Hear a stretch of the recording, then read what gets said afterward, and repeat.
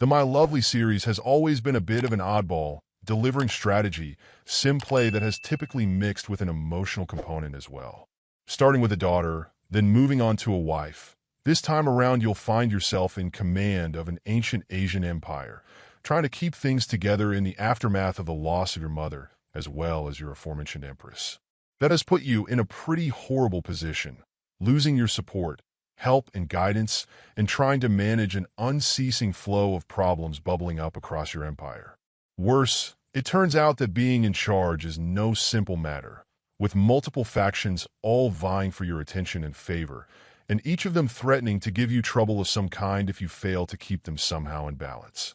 Be warned, if you manage to tick off the wrong people too much or too often, you may have to be concerned for your life. So you'll need to carefully keep an eye on all of your key advisors and try your best to manage the common areas of concern among your people.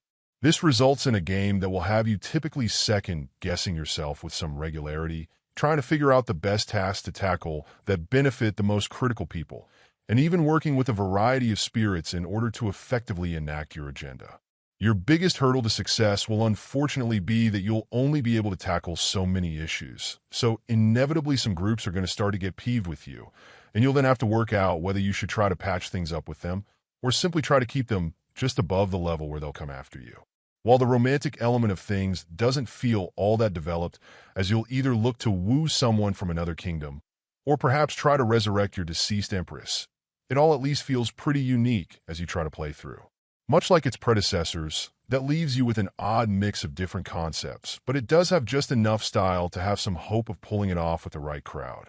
Getting started and understanding what it will take to find real success is always the challenge. But if you have a taste for the somewhat dramatic and the concept sounds intriguing, it may well be worth picking up.